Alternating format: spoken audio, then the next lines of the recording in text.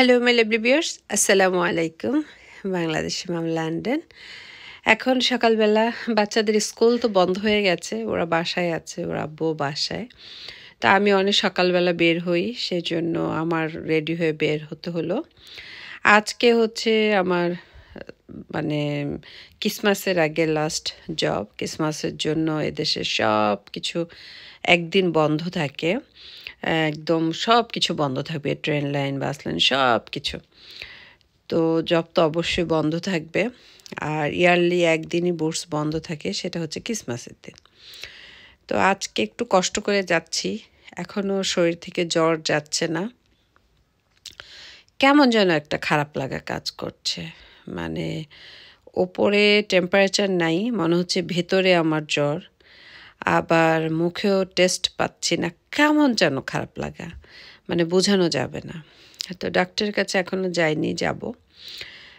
এই বন্ধগুলো চলে গেলে ডাক্তার দেখাবো। তো আমি চলে আসছি, আমি জবে এখন জয়েন করব। তারপর আমার সময় শেষ হলে বের হয়ে যাব। প্রত্যেক বছরই বুটসে ক্রিসমাসের টাইমে কিন্তু ক্রিসমাসের একটা পার্টি হয়। এবছর আর সেটা হয়নি, সেজন্য আমাদের সবাইকে এক এক করে ডেকে ক্রিসমাসের জন্য শুভেচ্ছা কার্ড এবং গিফট সেট দেওয়া হয়েছে আজকে।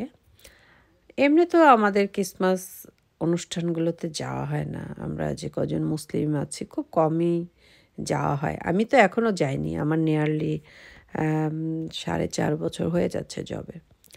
তো গিফটটা দেওয়াতে একদিক দিয়ে ভালো হয়েছে যে যেতে হলো না, একটা গিফটও পেয়ে গেলাম। তো এখন জব শেষ করে বের হব। বের হওয়ার আগে কিছু কিছু কসমেটিক্স দেখছি, খুব ভালো লাগে। কিছু কিছু জিনিস দেখলে মনে হয় যে এত সুন্দর, এত শাইনি, অনেক সুন্দর লাগে। নতুন নতুন ব্র্যান্ড দেখি, সব কিছু কিন্তু আমি এখনও চিনি না। এখানে জবে ঢোকার পরে কত কিছু যে শিখলাম, যেটা কিনা আমার এত বছরও আইডিয়া ছিল না। অনেক দিন ভাবছিলাম আপনাদের সাথে নিয়ে একটা শপে যাব, যেটা কিনা এখানকার খুব লাক্সারিয়াস একটা শপ। তো আমার জবের সামনেই এই শপটার নাম হচ্ছে ফোর্টনাম অ্যান্ড মেসন।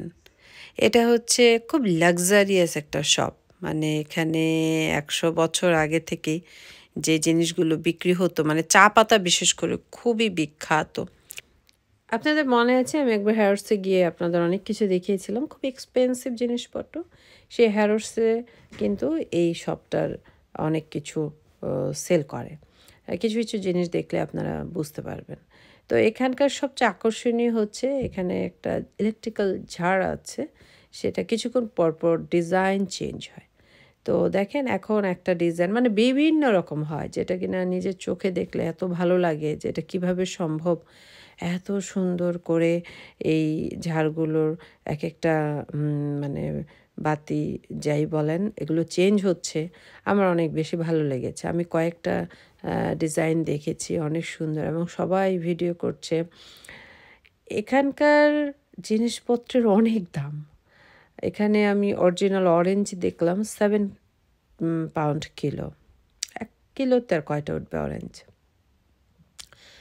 মানে এমএনএস থেকে তো আমরা ফ্রুটস কিনি, মনে হয় যে অনেক এক্সপেন্সিভ, কিন্তু এমএনএসের থেকে ডাবল দাম এখানে সব কিছুর।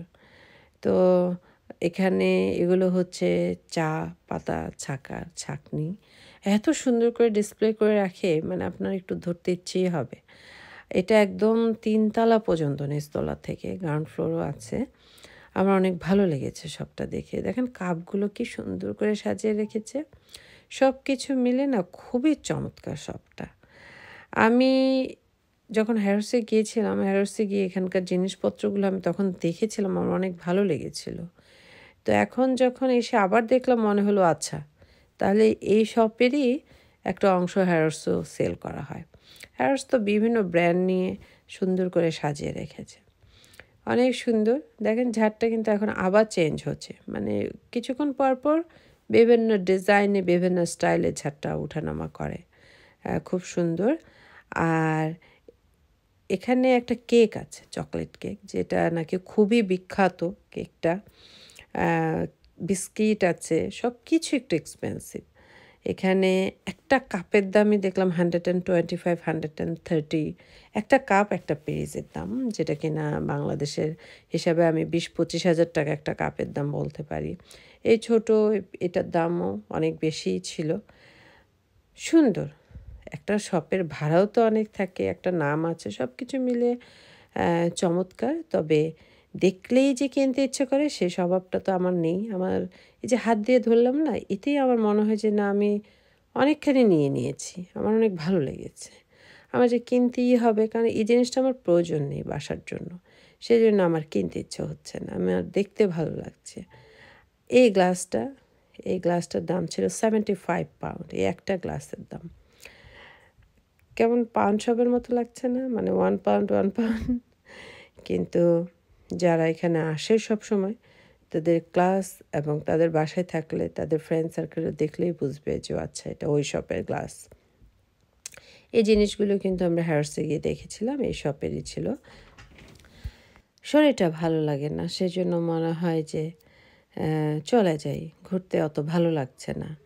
আমি জানি না কেন আমার শরীরটা এমন হয়ে গেল। আমার বাচ্চারা অসুস্থ হলো, আদ্রিতা, আয়াস।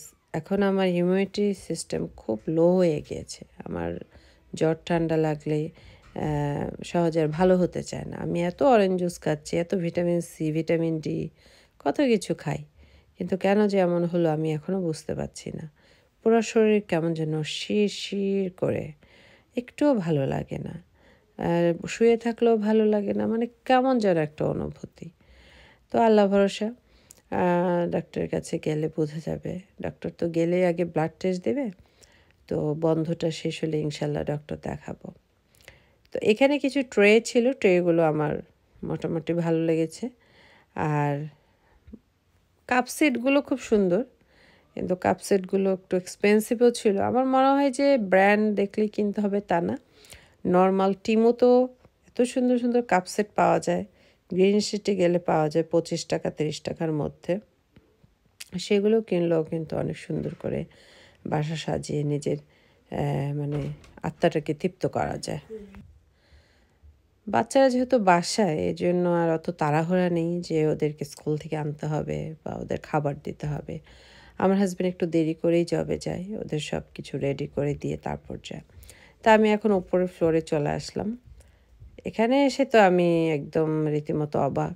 এখানে একটা স্কার্ফ, মানে আমরা যে মাথায় হিজাব পরি বা গলার মধ্যে যে বাঁধে, এত দাম যা মানে দেখলেই ভয় পেয়ে যাওয়ার মতো, যে অত সুন্দর না, আবার এত দাম। তবে সবটা সুন্দর, সবটা ঘুরে আমার অনেক ভালো লেগেছে।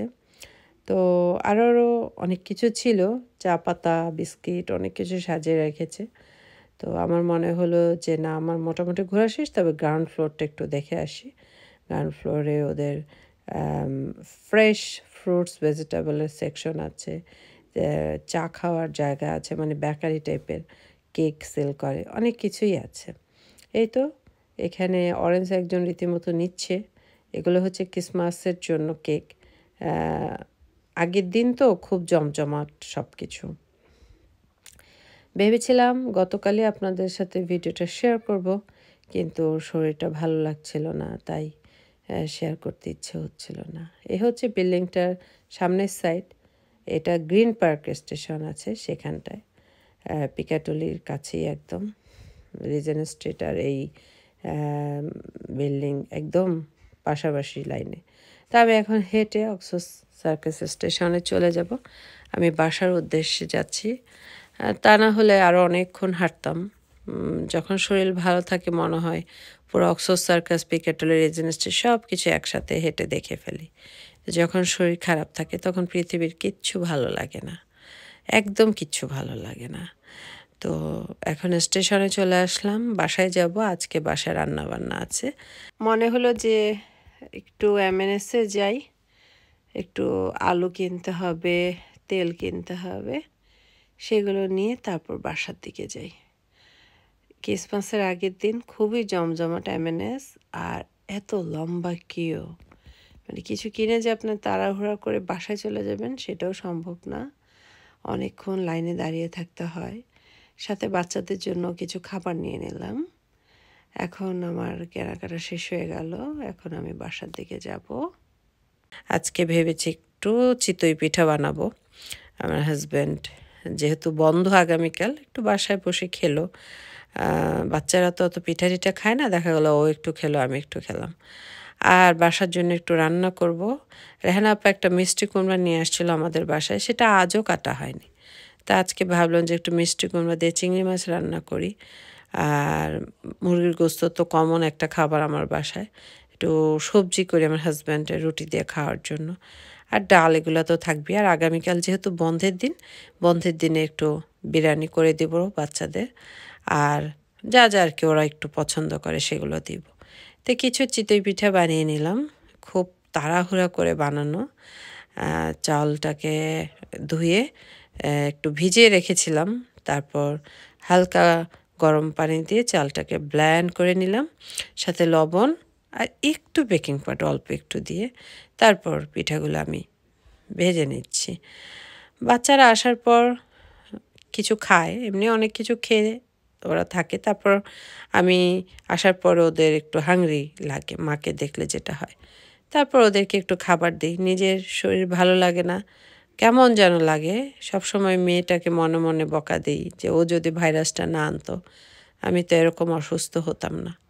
আমি এত সুস্থ একটা মানুষ ছিলাম, আমার হাজব্যান্ড যখন দেশে গেল আমি একা হাতে সব করেছি। সেই মানুষটা এখন আমি কেমন হয়ে গেলাম। বাচ্চাদের অনেক বলি যে তোমরা উল্টাপাল্টা বাইরে যেয়ে ভাইরাস নিয়ে এসো না বাসায়। আমাদের তো বয়স হয়েছে, আমাদের অ্যাটাক করে বেশি। ওরা তো, ওদের ইমিউনিটি পাওয়ার ভালো, ওরা তাড়াতাড়ি সুস্থ হয়ে যায়। কিন্তু আমার শরীরে তো গল ব্লাডার ফেলানোর পরে এখন যদি একটু 19 থেকে 20 হয়, সেই শরীর খারাপ লাগাটার ভালো হয় না সহজে।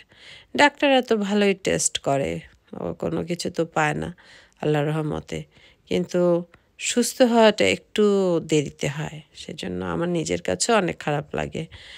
আর জবে তো যেতে হবেই, যেহেতু ক্রিসমাস টাইম, সব সময় তো আর হলিডে নেওয়া যায় না। আর আমি জবের ব্যাপারে, শুধু জব না, যে কোনো ব্যাপারে আমি খুব সিরিয়াস যে এই কাজটা করতে হবে, তো এটা সুন্দর মতো করতেই হবে। যখন ছুটি নেওয়ার টাইম তখন আমি ছুটি নেব, এটা হচ্ছে আমার একটা রুলস অ্যান্ড রেগুলেশনের মধ্যে পড়ে।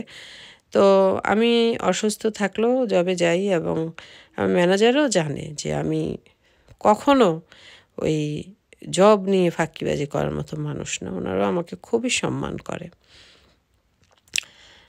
তো সব কাজ শেষ করে প্রথম তো পিঠা খেলাম, আবার আমার হাজব্যান্ডকে নিয়ে এখন ভাবলাম যে খেজুরের গুড়ের ঝরা গুড় আছে, আমার ছোটো ননাস আমাকে একবার দিয়েছিল, সেটা একটু গরম করে দুজনে মিলে খাবো। তো একটু খেলাম, রেখে দিলাম, বললাম যে রান্নাটা শেষ করে তারপর টিভি দেখবো আর দুজনে খাবো। তো মিষ্টি কুমড়া রান্না করলাম, একটু ভর্তা বানালাম, আর মুরগির গোস্তটা রান্না করলাম, আর সবজি। আর মনে হচ্ছিলো যে কখন যে মিষ্টি কুমড়ার এই তরকারি দিয়ে একটু ভাত খাবো কাঁচামরিচ দিয়ে, তাহলে হয়তো বা আমার ভালো লাগবে। তো আমি সিটিং রুমে চলে আসলাম, আমার হাজব্যান্ডও চলে আসছে, সবাই খুব খুশি। আগামীকাল বন্ধ, বন্ধের দিনে সবাই বাসায় থাকবো, খুব ভালো লাগছিল। কিন্তু আমার জন্য আমার হাজব্যান্ড খুব চিন্তা করে আমি কবে সুস্থ হব, কারণ শরীরটা সত্যিই ভালো লাগে না। তো আজকে এ পর্যন্তই। আল্লাহ হাফেজ।